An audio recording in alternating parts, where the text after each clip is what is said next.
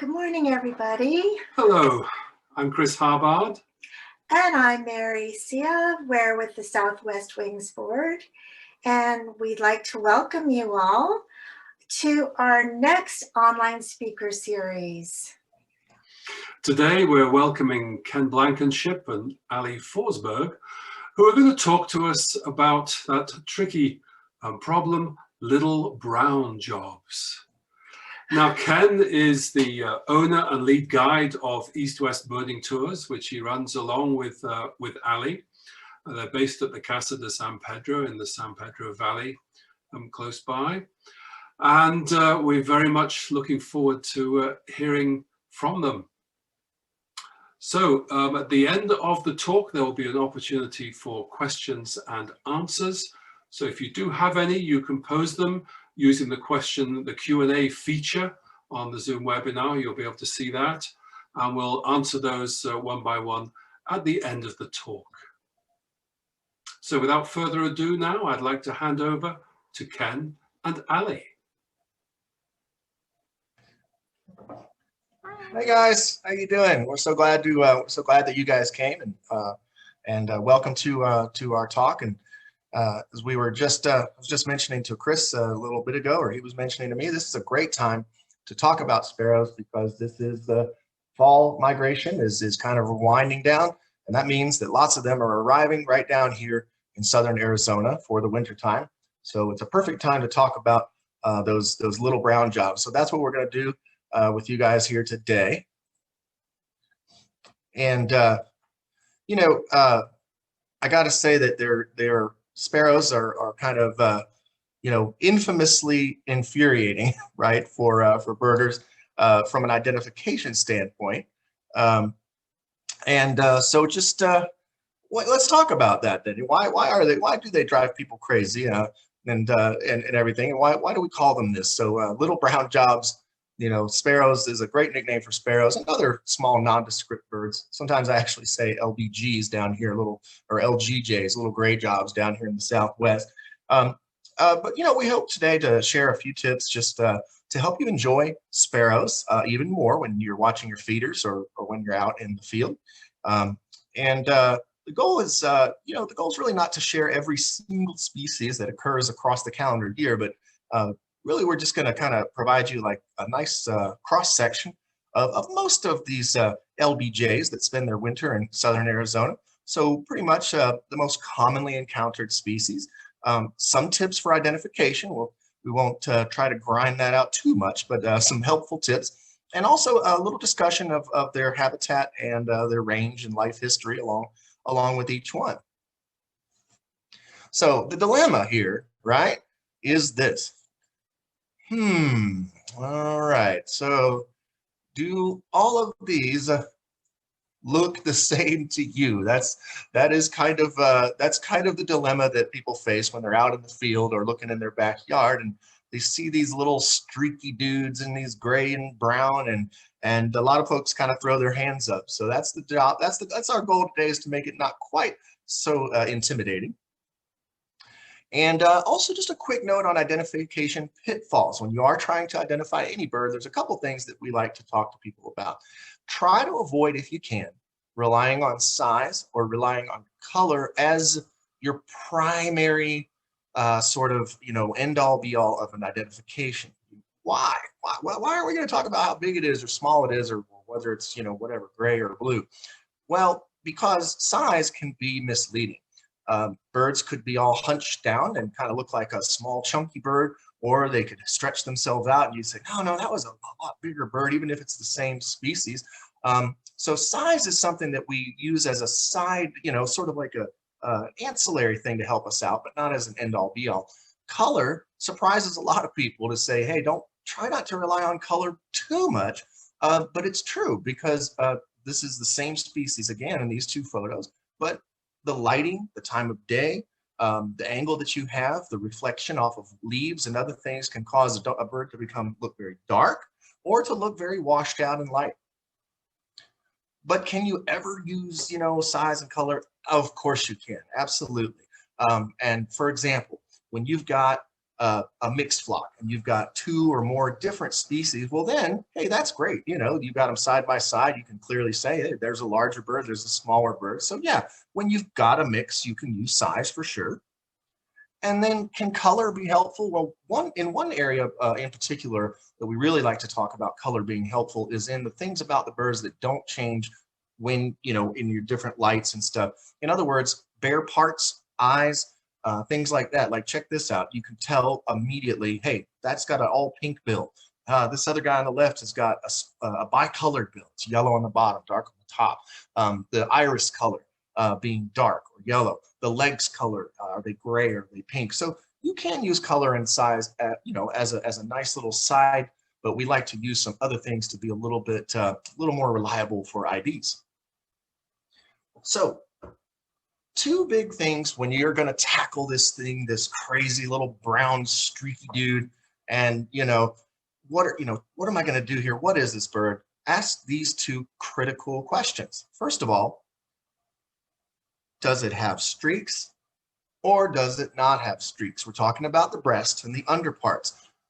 That alone can help you so much with those intimidating sparrows. Is just say first, right off the bat, am I looking at a streaky breast bird or am I looking at a plain breast bird?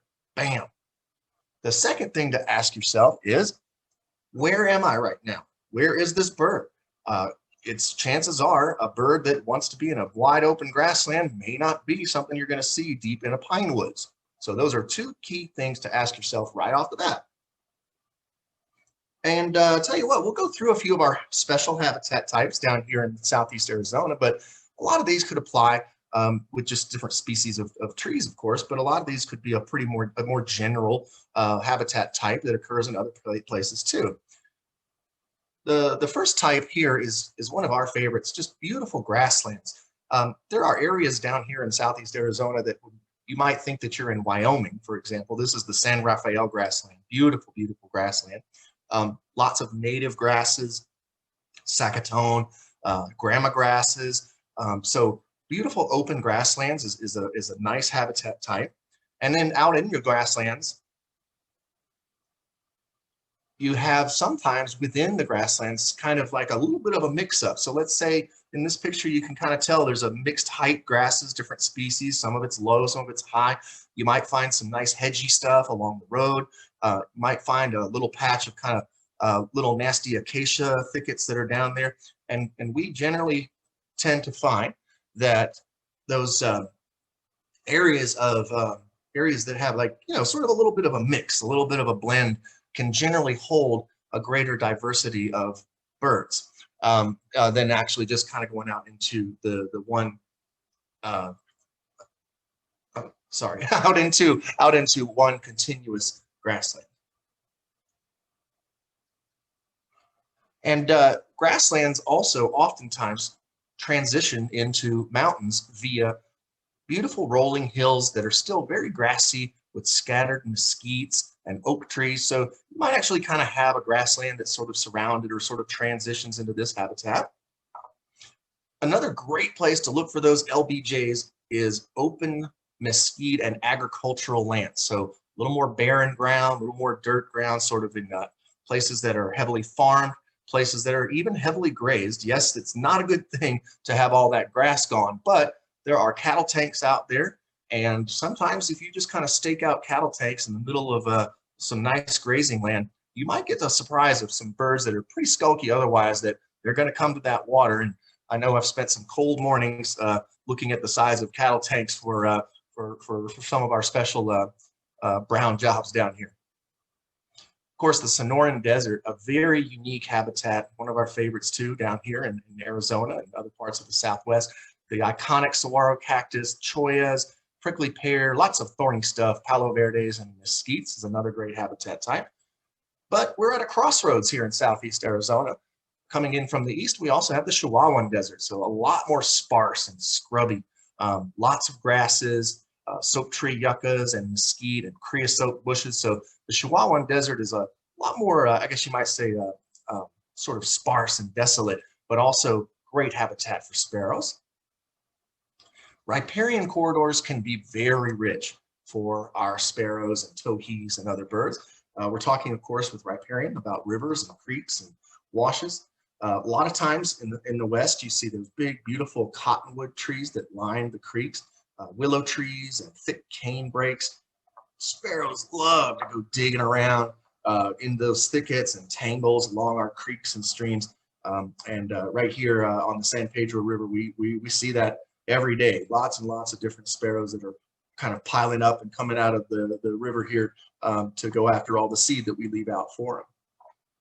Now, some of the real special places here in Arizona are mountains, or Sky Island Mountains. And as you get up into the higher elevations in the winter in particular, you're going to find probably a lot less diversity of sparrows than out in these beautiful grasslands and such and so on. But you can still find a selection in these canyons, and up there in these beautiful middle and kind of lower elevation canyons, you start to see a transition to oaks, alligator junipers. You get the sycamores on the creeks, madrones, and it's another rich habitat visited by birders a lot more during the spring. And then same kind of thing here. When you get way up high in the wintertime, it's very cold. A lot of these sparrows are actually coming down here like your snowbird people do to kind of take a break from very cold places that they normally breed in the summertime. So you actually don't find a ton of them way up here, but hey, we've got some pretty birds. Earlier you saw that yellow-eyed junco. They love it up here in the pines, and those various dark-eyed juncos will be up there. So, but again, it's another unique habitat that's definitely worth mentioning. So I tell you what, here's what we're going to do. We're going to break it on down. We're going to give you the two groups because, again, you can give yourself a lot of information by simply asking, hey, has it got streaks or is it a blank breast? And so we're gonna go ahead and knock out some of our streaked breasts, and we're going to get started here with this little guy. Super familiar to birders all across North America, very widespread species, the song sparrow. And here you'll notice, this is data from eBird that shows us that the song sparrow is a migratory species. It also has some areas where it is sedentary, but as you see in the wintertime, lots of those breeders from farther north stack up. This is the full breeding range of the song sparrow, and you'll notice down there that they do breed down this way too, and I'm going to talk about that in just a second. Then they retract down for the wintertime and really get dense. But you'll see right here in the corner, in this little area, we've got a special song sparrow in Arizona. Our Arizona subspecies is the phalax group, and they are very, very reddish, and they are tied very closely to riparian corridors. So down here, you're not going to find song sparrows very far away from your creeks and streams. So how do I know a song sparrow? All right, well, let's get started. Hey, there you go. It's a streaky breast, so it's kind of blurry brown streaks on a white background. What else? Those streaks usually converge in the middle to form a nice little breast spot in the center. What else makes a song sparrow? Well, look at those two little brown, or in this case, because it's one of our guys here, this reddish triangle on either side of the throat that forms a little bow tie. Oh, check that out. But it's true. Check out those little spots. So the spot in the center, the blurry brown streaks, the little bow tie, and there's your song sparrow. Otherwise, the head is brown and gray streaked, and he does have a pretty nice bright white mustache stripe. I'm not going to get into a lot of this topography stuff. Sparrows are kind of hard to digest as it is, so I'm not going to get into submustachial stripes and malar stripes and all this, but I like to call that a mustache stripe. So there is your song sparrow. Here's one of our little guys. This is the phalax subspecies. Nice little reddish guy on the left there, just pecking away outside here at the Casa. This is right here at Casa de San Pedro on the San Pedro River. Notice that really a rufous-y gray bird down here in southern Arizona. Really a neat little subspecies. In fact, we have sometimes visiting birders from the east that'll say, I think I've got a red fox sparrow over here, and almost invariably it's one of our songs. Here's a nice bold grassland species, the vesper sparrow. Highly migratory, as you can see. Really a fun animation to watch. This is fantastic cutting edge stuff. And for a lot of you guys who are fans of eBird, you've been watching these maps probably for quite some time. And what's great about them too, by the way, just to harp on them one more time, is that these are not just science models. This animation you're seeing is actually driven by reports of the species on the ground. Again, vesper sparrow, a highly migratory species, grassland bird that then comes pretty deep down, well into Mexico during the winter time. We have a lot of vespers here. They are a absolutely quintessential grassland bird. Wide open spaces, weedy fields, edges on barbed wire fences, and maybe up into the edges of those mesquite oaks, those little rolling hills. How do you identify them? Well, look, guys, I'm going to tell you about a vesper sparrow now. I know when you just look at them overall, and a lot of sparrows too, right? You just say, brown streaky thing. No, watch this. Look at that eye ring, guys. There's not a single other bird in this presentation that has such a perfectly formed and complete white eye ring. That's a vesper sparrow. And how about this one? This is what I like to call the white jay, or a white hook. And I want to show you that. Watch this. It starts at the bill, goes under the cheek, and then wraps around the back of its ear. And that little white jay combined with that white eye ring, that's awesome for a vesper sparrow. Those two things alone, you could almost just look at his face and really see that that's a vesper sparrow.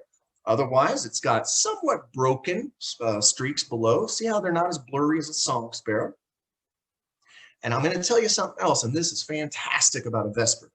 As you're wandering and tromping through the fields and looking for your birds, they start to flush here and there.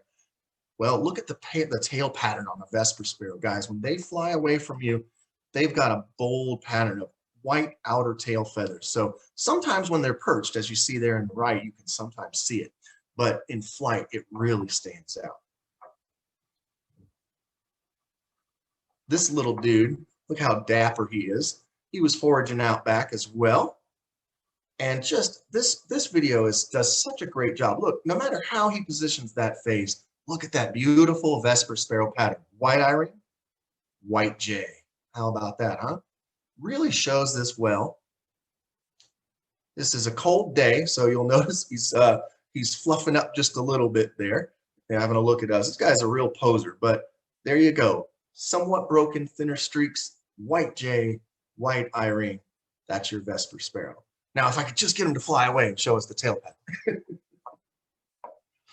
All right, now, I'm going to tell you honestly that the savannah sparrow is a good one to follow with because it does look somewhat similar. But again, we're going to give you those critical little tips you need to identify these guys.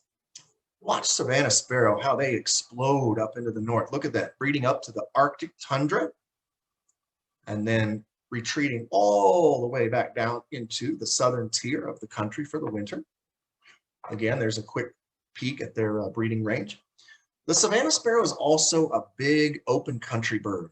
Wide open prairies, grasslands, and weedy fields, and little fence line edges and so forth. I love to show people this first shot because this is, again, like you talked about with the vesper, those two amazing facial patterns. Well, look at this. When a savannah sparrow looks right at you head on, there are 5 white stripes that make a cage around its head. Watch this. Boom. 5 white stripes that form a cage around its head. So when they look straight at you there, bam, there's a central white stripe down the middle of their head. They've got 2 white eyebrows and they've got 2 white mustache stripes. So that's just a classic savannah sparrow look. They also have a streaked breast that's somewhat broken, so quite similar to the vesper in that regard. But look at those feet. I got to tell you, we were talking about color earlier. Savannah sparrows have bubblegum pink feet. They really do. Their legs and their feet, even their bill, is a real bubblegum pink. People talk about that. It's a nice thing to look for when you have them up on a fence. There's also a lot of variation in savannah sparrows across their range. The one down there on the right, a little pixelated, but that photo shows you what they usually look like here in Arizona. They've got much less color about the face. That one on the bottom left there, that's an eastern bird. I generally think I see a lot more yellowish birds, yellow in their eyebrow to the east, and a lot more white down here. Not sure if there's anything to that, but it's just been my personal experience. So that's another great grassland bird. Rocking and rolling through our little streaky dudes. This is a favorite for a lot of people. What a dapper, just handsome and neatly patterned little guy. That's the Lincoln's sparrow. They just are so, I think they're undersold, really. They're just such a pretty little bird. Here's our Lincoln sparrows on their way up. Wow. Talk about a northern breeder and also a mountain breeder. And then here they come swooping way back down for the winter time. Lots and lots. I mean, literally millions of Lincoln sparrows are found, and they're not super picky. We'll talk about that in just a second. Again, there's their breeding. Lincolns are not super picky birds down here in the wintertime. You can find a lot of them along edges of riparian corridors in the thickets and the weedy fields. You can find Lincoln sparrows up into the canyons in those rolling grassy mesquite hills. They're not a picky bird. And oh yeah, go if you get back on the go to this. No. This is the winter. Oh. So there, I want to point out something kind of neat. There's just this teeny little spot way down at the southern end of their breeding range there, and that's interesting. The farthest southern breeding Lincoln sparrows actually occur right here in Arizona and in adjacent New Mexico and in the White Mountains there. And just a quick fun note that Allie and I did a lot of breeding bird work this summer for Arizona Game and Fish. Right where you see that little orange spot on the eastern edge of Arizona there, we actually found Lincoln sparrows on territory in Green Lake County, which is the first breeding records, not confirmed, but the first possible records for that county. That would be the southernmost anywhere in the world. There's the circle of where they were. All right, talk about a dapper little dude. Check this guy out. Here's your Lincoln sparrow. Again, hey, we have a streaked breast, but I hope you notice though, we're into a different situation here. These are thin pencil-like, almost look like somebody took a brown pencil and put these little short streaks across a really nice buffy wash breast. The upper breast of a Lincoln's is one of my favorite parts. These little neat little streaks on a buffy breast. They also have a thin beige eye ring. So not a super bold one, but if you get a look at it, it's kind of buffy. And they also have a buffy mustache stripe. So the mustache stripe shows all the time that nice buffy color. And then if you look real carefully, you could see the same color and feathers around the eye. And I hope you guys love that little spiky hairdo that little guy has. Lincoln sparrows in particular really raise their crowns a lot. A lot of sparrows do that, but Lincolns are especially known for when they get agitated or alert for raising up that little spiky crown. We have come to a really special bird that is a highly desirable species. This is one that a lot of our clients in the wintertime really want to see because it has really specific needs for its habitats, and it's not a very numerous bird. This is a bird, it's a prairie bird that is in decline. Look at the baird sparrow breeding range, for example. Baird sparrows need pure, healthy prairie grassland with potholes, little watery potholes.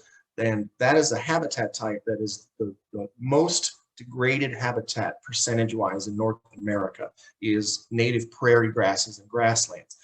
So this is a bird that has struggled as those have been converted through heavy agricultural practices.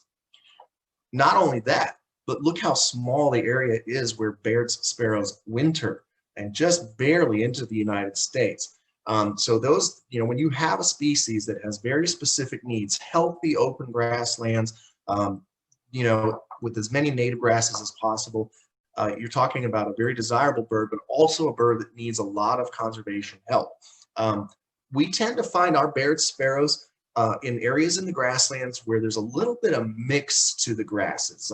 Some higher grasses here, lower there, especially in swales or draws, which is basically where you can kind of tell there's a real slow flow of water under the ground, or sometimes on the surface. There'll be a little bit of, say, some thorny brambles or something, maybe a little patch of little tiny mesquite saplings or something.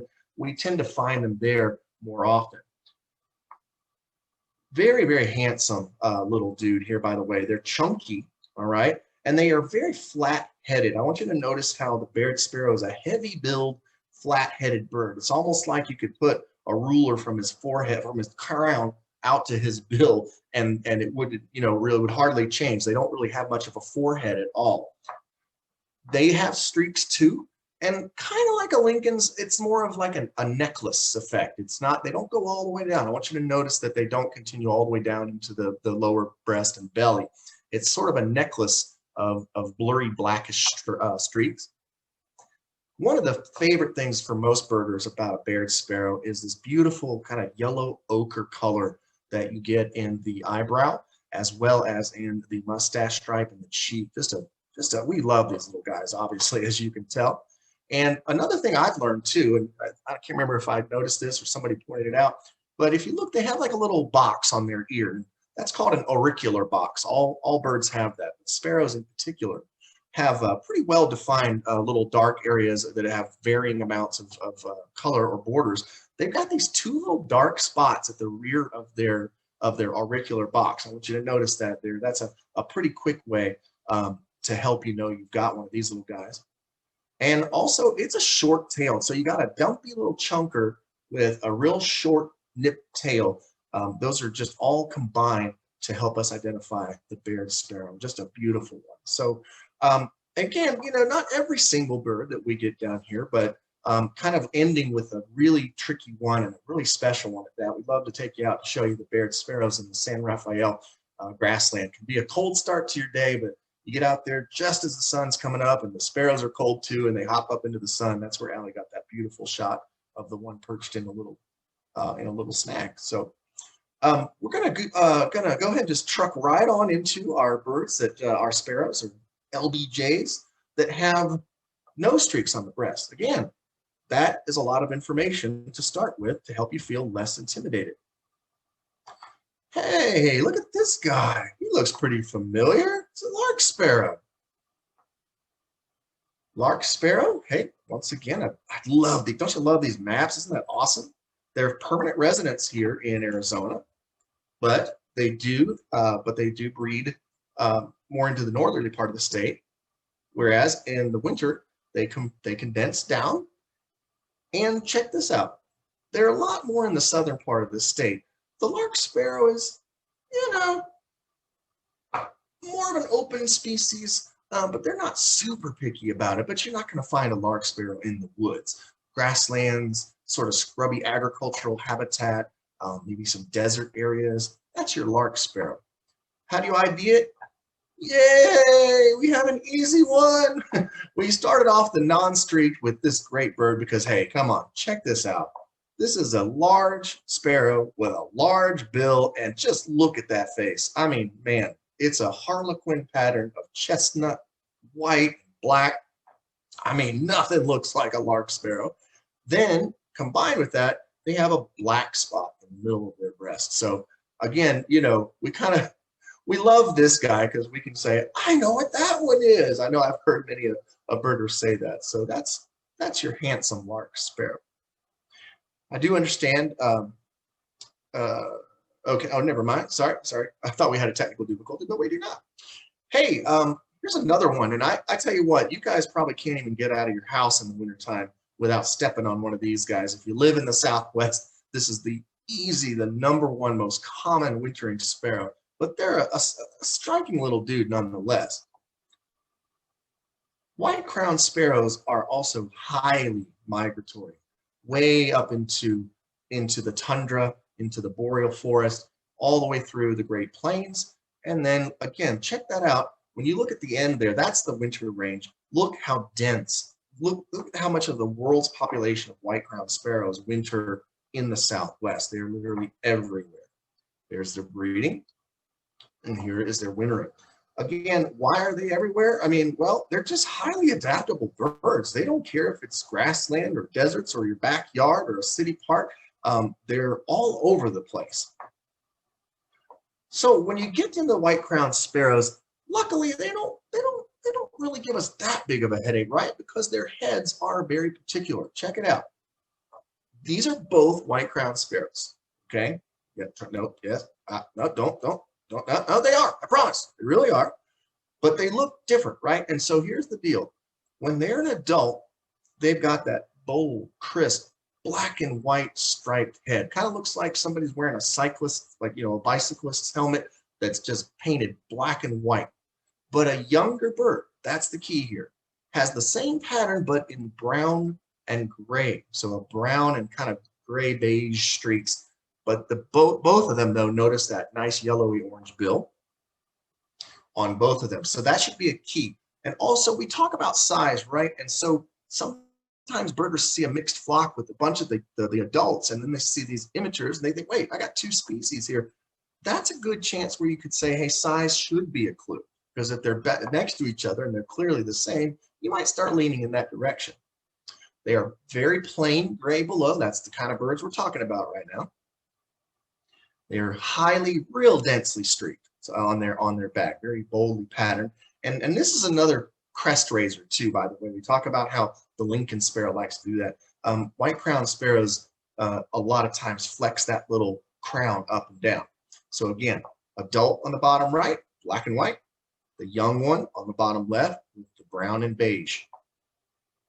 Their lore here, that's the area right in front of the eye, on these birds is gray.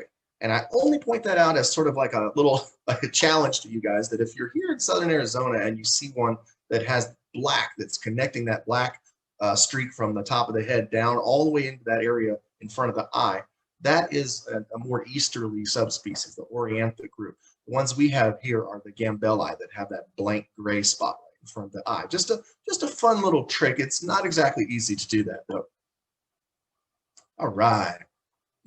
Check out this little dude. Talk about raising a crown. I just love this little dude. Look at this. He's real alert. Look. So this is a beautiful adult white-crowned sparrow. Look at the plain gray below.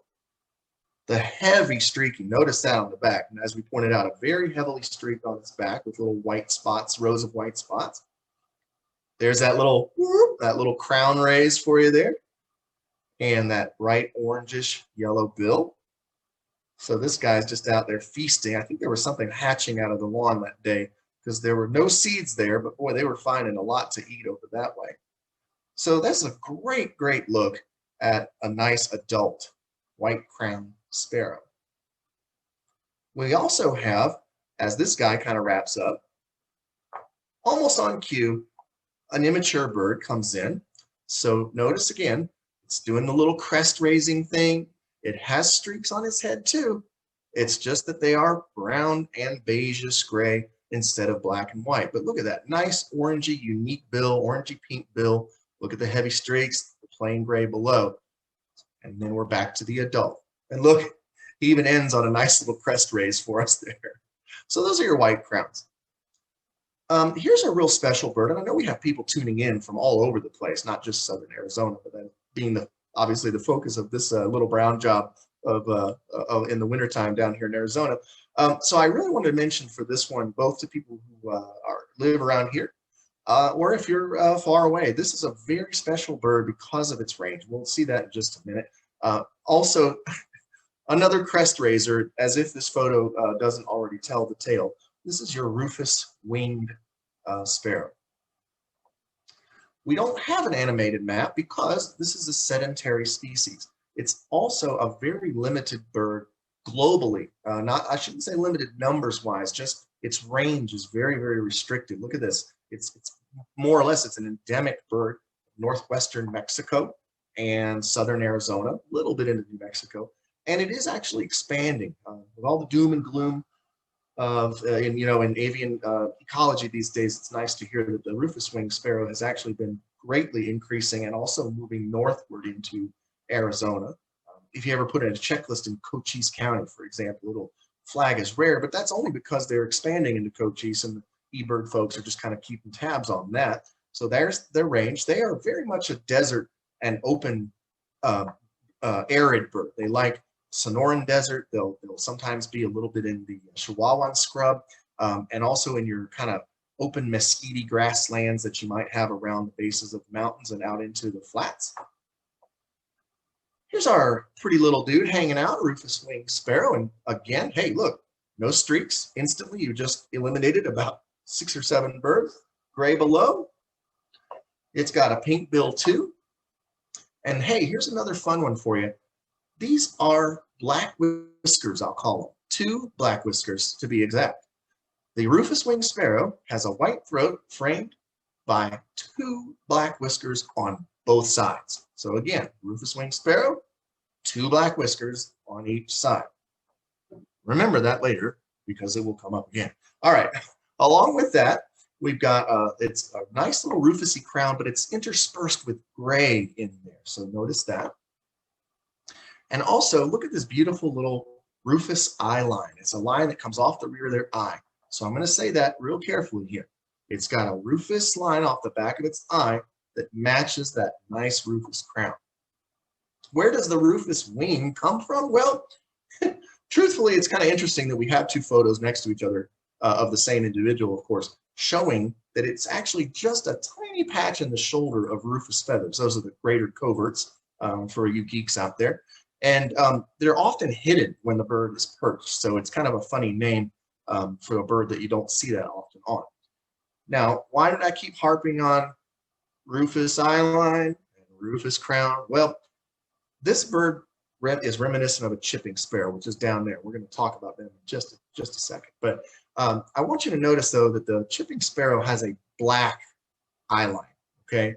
It's a black line that goes right through the eye and off the back of the eye, and it is always a dark to black color. And then they've got that light colored eyebrow. So again, when you have a matching rufous eyeline and a rufous cap, it's a great way to say, hey, I don't have a chipping sparrow here. This is that special rufous-winged sparrow. They also do not have a bold wing bar like the chippy does. All right, we got a lot of rufous things down here. For those of you guys who have been down here before, you know we've got these rufous caps, rufous crowns, rufous wings. This is the rufous-crowned sparrow. Very different, despite the fact that it shares the first word with the one previous to it. This is a dumpy, chunky sparrow. It's a very much southwestern sparrow, not highly migratory. In fact, the movement you're seeing there is really more of a downslope during the colder months and then coming up a little higher during the breeding season. This is primarily, as you'll see, like this is breeding and then this is winter. So you're really gonna, not a whole lot of movement there. Rufous-crowned sparrow could almost be called hillside sparrow, if you ask me. You're never going to find rufous-crowned sparrows. Well, maybe you're almost never going to find them anywhere that doesn't have some kind of topography. So rocky hillsides, grassy hillsides, scattered trees, you know, you might even have one that's a little more arid and succulents, but there's always some kind of a hillside with the rufous-crowned sparrow. Plain gray below, like a lot of these guys, a little bit of buff down there.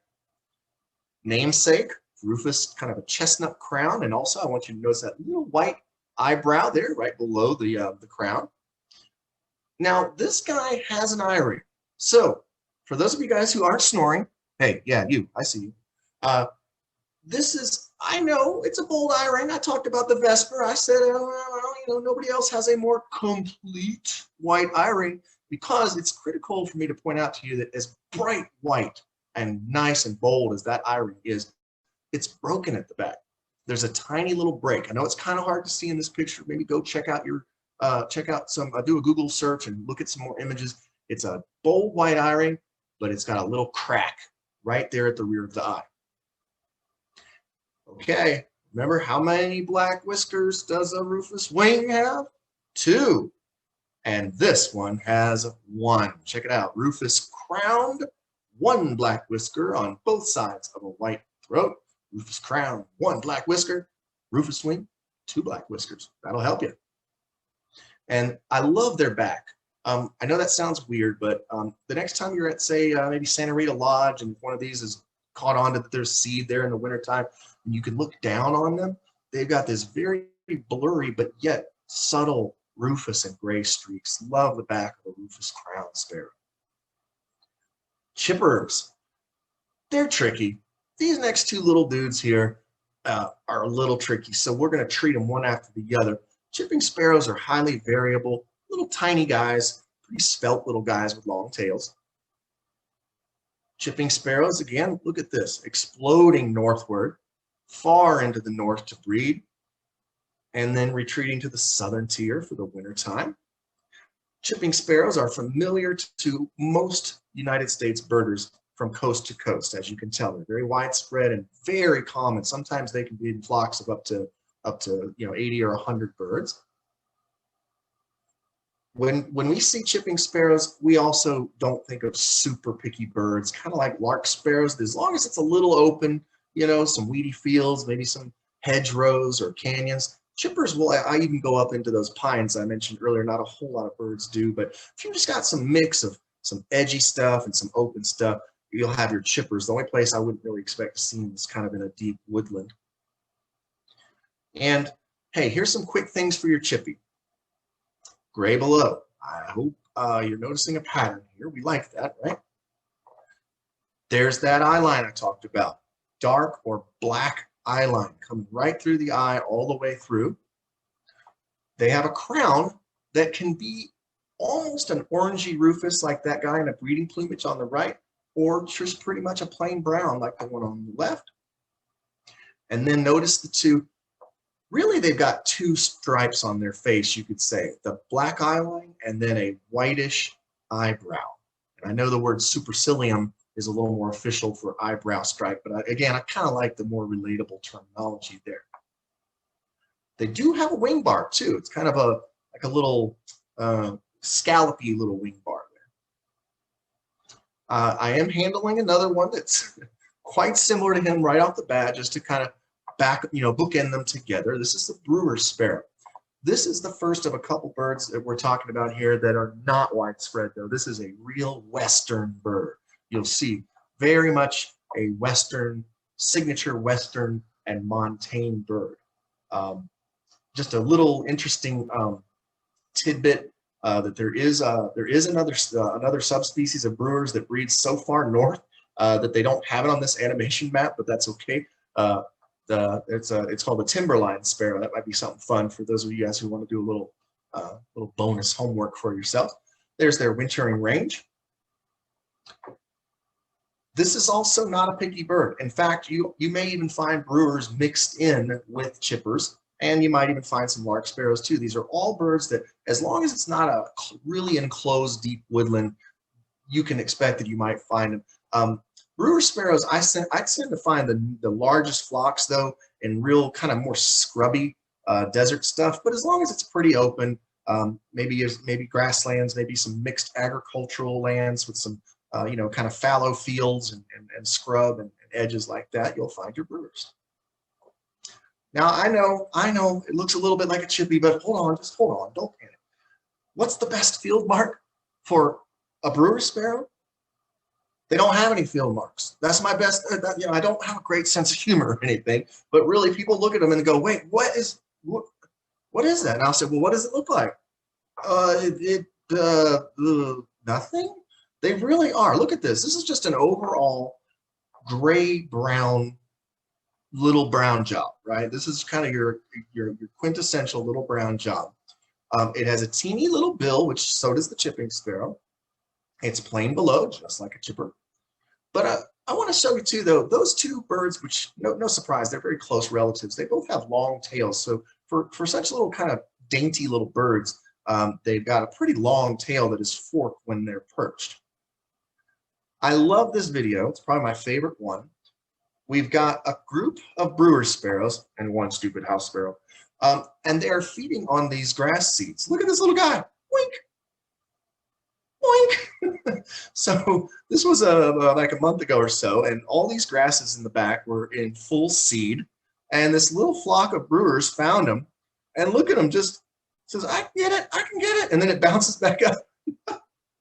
Just an adorable little bird, but look how plain. You see what I mean? There, no offense to him, but just a super plain bird with an impish little bill. And another really cool technique that we didn't film is that, and this is common in a lot of sparrows and buntings and finches, they'll climb onto the grass stalk actually, and their weight will bring it down to the ground, and then they'll eat the seeds like that. But this guy, I guess this guy wanted to get a little bit more exercise. Hey, all right, awesome. Another one of our favorite, bold and beautiful. All right, the black-throated sparrow. Hey, look, it's another Western specialty. And I'm just going to be honest with you. I love doing these things because we didn't realize that they are more migratory than I thought. You see how, look at this. This is their breeding range, and because I just thought, oh, this is more of a sedentary species. Summer and winter. So they actually do expand, and it looks like if you look at that too, they actually expand up into the deserts of Oregon and Nevada up there. Because I tell you, I always tell people that's the desert sparrow. The black-throated sparrow is the Sonoran, Chihuahuan, arid grassland. That's a desert sparrow. Wow. I mean, just look at that, guys. Really? Wow. Plain gray below.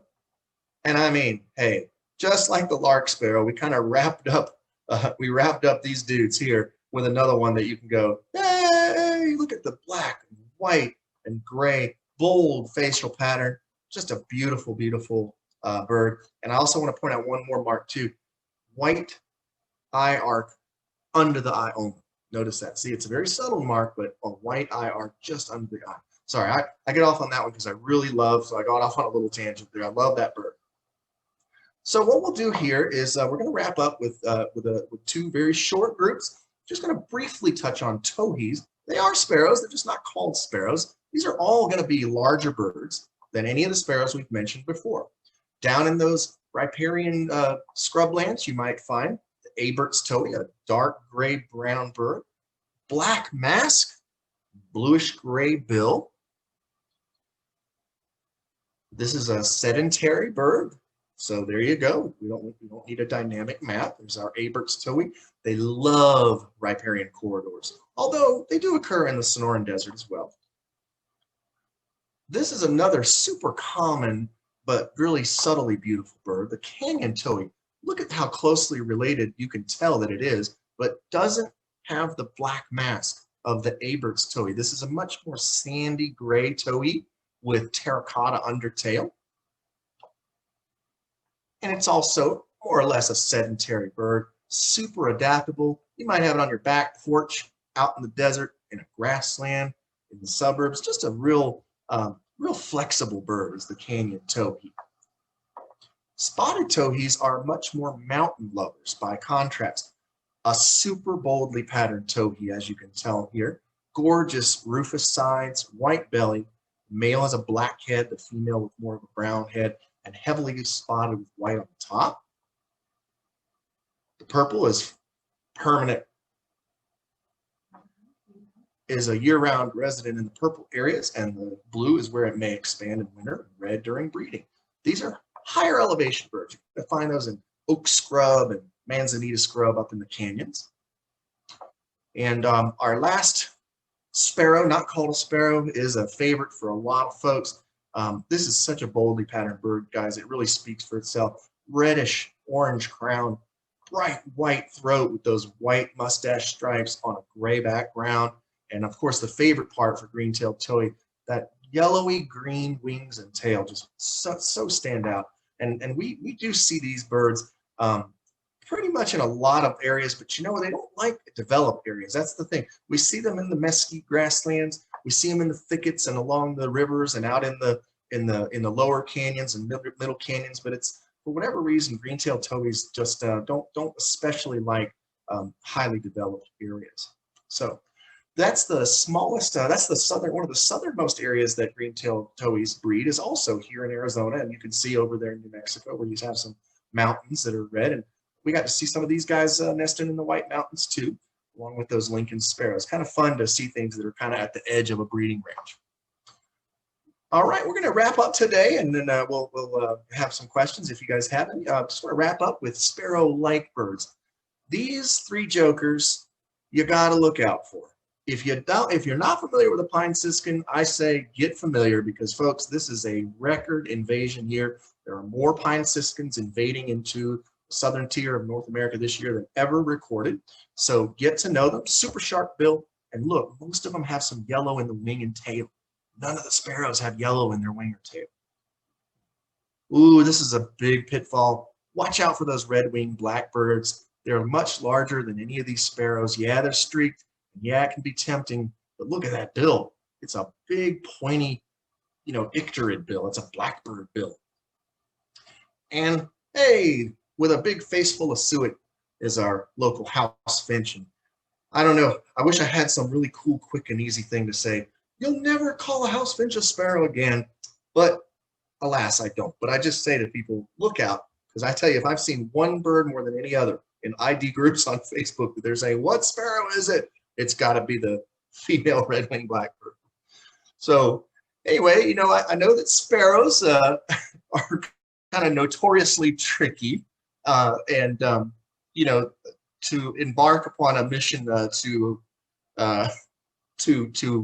explain and kind of help people to identify, sparrows can sometimes be a recipe for some snoring, but anyway, I just really hope that that gives you a little bit of an idea of the most common birds that winter here in the Southwest, especially here in Southern Arizona, and some of the little tricks of the trade to identify them and where they are found. So anyway, we're really glad to have the opportunity to do this, and we'll open it up to questions now. I did want to just echo what Chris said earlier, that Allie and I are together, east-west-birdingtours.com, and we are full service private guiding, and we'd love to show you some of these beautiful sparrows down here this winter or next year.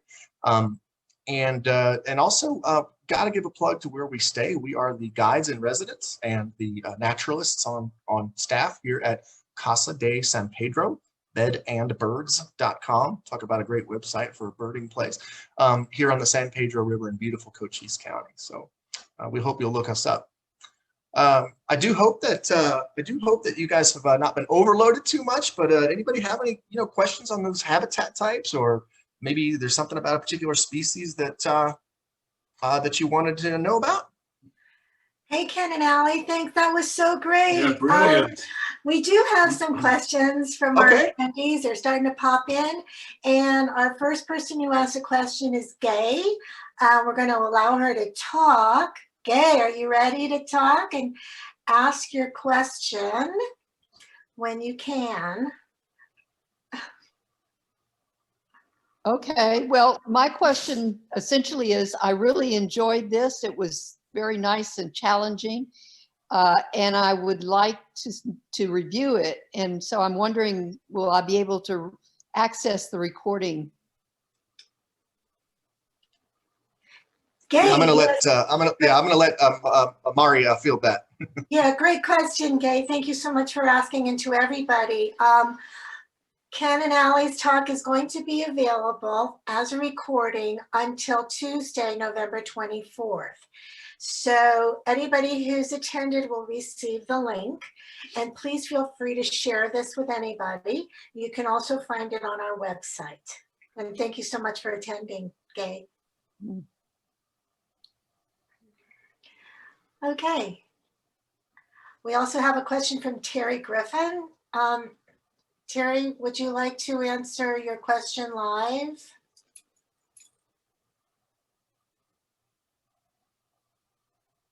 Let's see. She asked, do you get golden crowned sparrows in Arizona? Oh, yeah, that's an excellent question.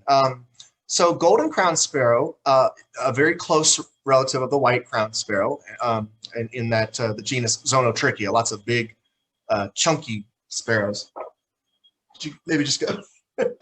Anyway, that is very much a northwestern, that's a Pacific Northwestern species. However, we do rarely get them. So, it's a big deal. Like when somebody finds a golden crowned sparrow mixed in with other sparrows, it's kind of like, ooh, and they try to get photos and people will go see it and everything. I think we chased, I think we actually went to go see one at San Pedro House one time. So yeah, we get them sometimes, but not very often. All right, good question. Thank you. We also have a question from Sally.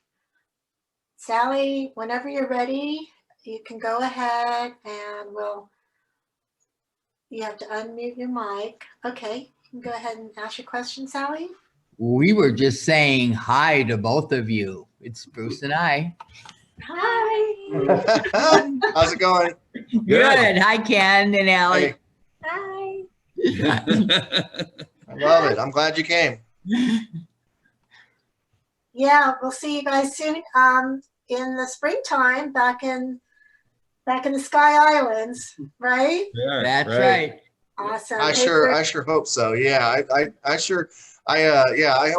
hope so. We're all cautiously optimistic and excited for next year. I know, and to see a lot of you guys who are return, who come to the wonderful Southwest Wings Birding and Nature Festival, who come down here and spend time in our canyons and mountains. We do hope to see a lot of you guys who we've seen before and make some new friends too. And again, I guess cautious optimism is the word of the day. Looks like we have another question in the chat. I noticed that you didn't spend much time on calls. This is from Gordon Lamb, by the way, a great friend of ours that we met here. We didn't spend much time talking about vocalizations. Not that can be an overwhelming topic, but it's actually more about sort of the quality of it over when you're trying to do it over a video chat, and whether or not it's going to sound the same to everybody, or if their system is going to play it correctly. And also that's that's a lot when you're talking about streaks and spots and everything to try to also bring in the audio. But I will though give myself a shameless plug there on that. No, Gordon, is that that is my strongest suit in field ornithology, is identification of species by sounds, whether it's a chip or a call or a song, a scold. And so, that's something that we do talk about that a lot during some of our Facebook Lives, which you can find on East West Birding Tours Facebook page, or on my Facebook page, or even oftentimes Casa de San Pedro. But anyway, we just decided to leave the call stuff out of that discussion and focus a little more on habitats and IDs. Great question. We have another one in the chat from our good neighbor, Robert Weisler. He says, hey, you left out grasshopper and clay-colored sparrow.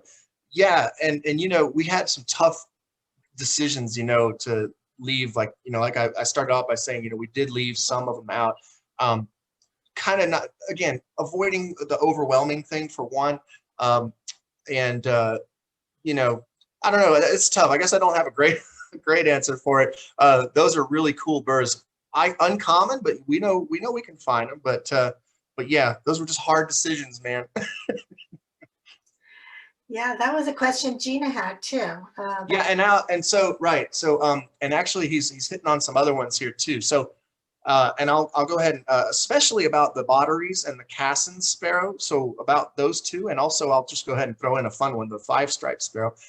We didn't talk about those because we really wanted to focus on your wintering birds. And so while we know we can dig around and dig up a Cassin sparrow in the wintertime here or there, and botteries even harder, those birds and the five-stripe are so much easier to see, and their numbers, obviously, they're here, and they're breeding in the summer, late summertime. So we kind of focused more, on our wintering species. And yeah, I know black chin too. Oh, I love black chin sparrows. So, somewhere we had to draw the line on the sparrows.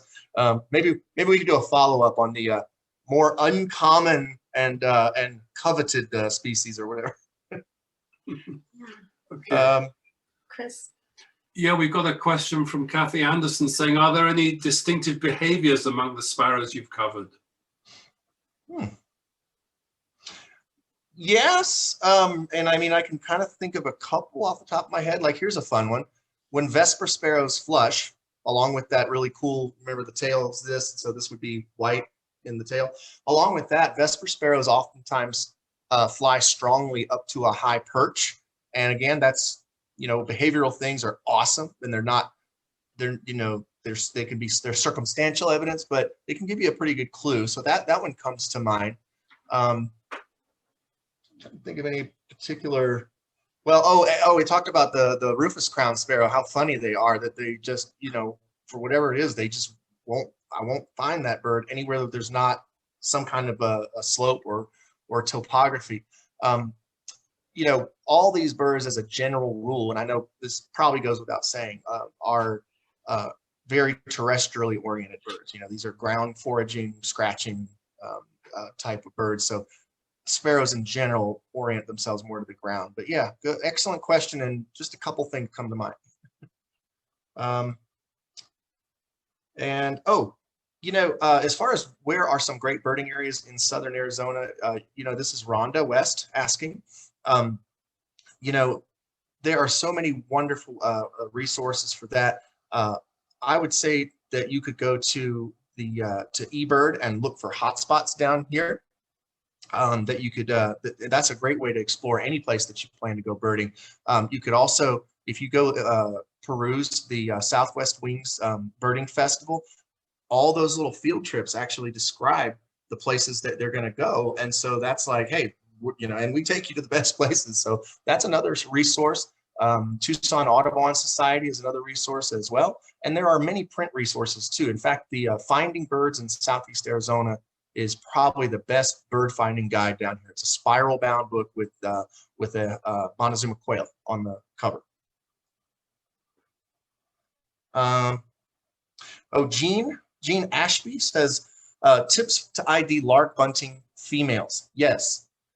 You know, white-winged doves, right? So when you see a white-winged dove and it's got his wing folded, there's that white bar that you see along the side of the dove. Well, when they open their wings, white-winged doves have white crescents in their wings. Switch to lark bunting.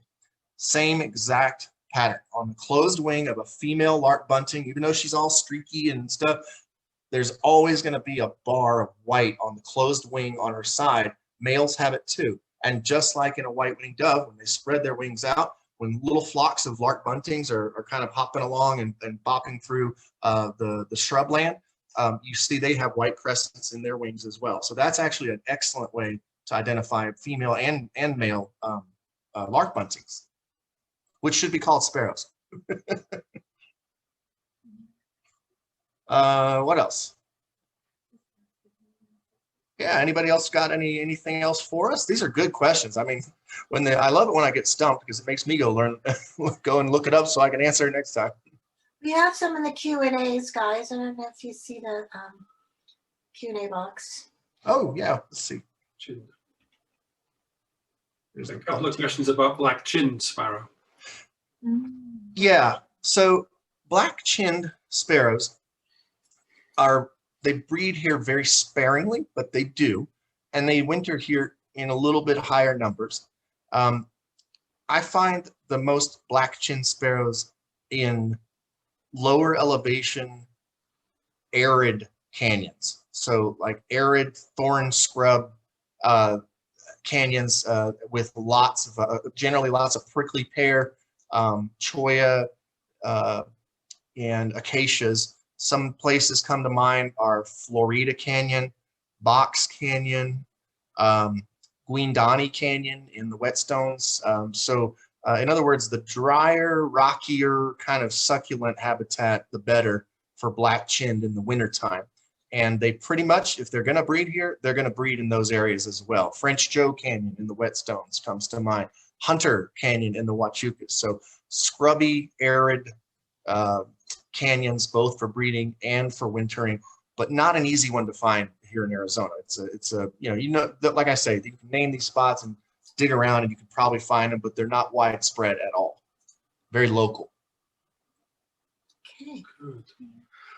So we've got a suggestion here of a second presentation on the less common sparrows, which would be very welcome. I think that's a good idea. If we do go to that, Ken, I think I'd like you to chuck in the long spurs as well, please. Oh, right. Yeah, and that too. You know, I was just sitting there going, all right, so where do we, where do we cut them off? But you're right. Yeah, we have great long spurs here. We have the beautiful chestnut collared and the thick-billed long spur that'll get down.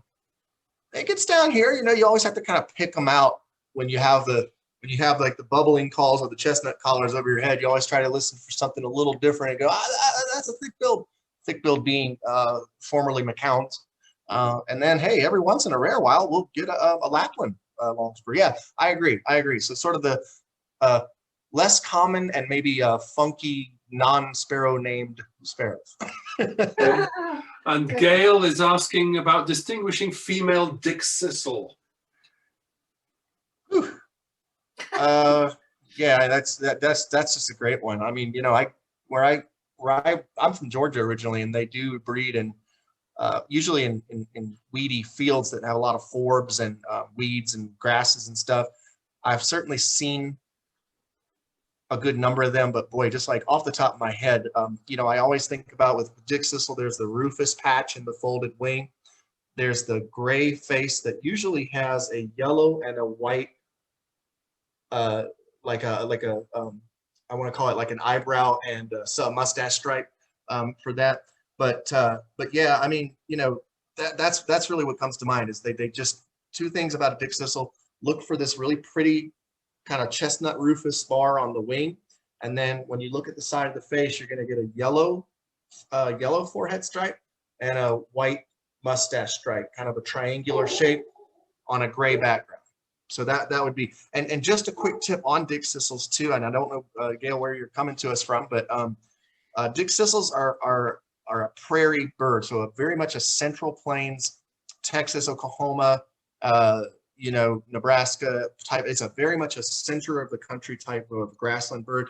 We just barely catch dick thistles sometimes here in Southeast Arizona on their fall migration. But where you may be somewhere where they get them regular. Very rare in winter in the United States anywhere. The dick thistle winters almost exclusively in Brazil, actually, and in Brazil and then Venezuela and a couple of those other little countries, Suriname and everything. They think of dick thistles as being a huge pest because they come down on their millet fields and their sorghum fields and they eat it, and it's actually some not really fun stuff to explore on the internet, but some of the farmers down there do some shady stuff anyway with the dick thistles. But I tend to get off on that kind of stuff, but go off on a tangent. But those are really neat birds, and I miss their song. I do miss their song in the summertime.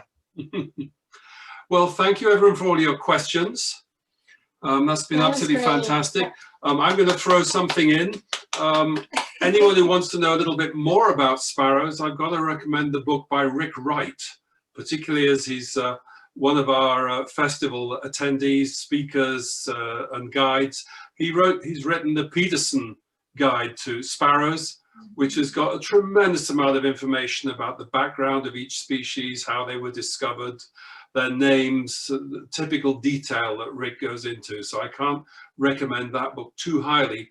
If you're all now totally interested in sparrows, that's the book to buy.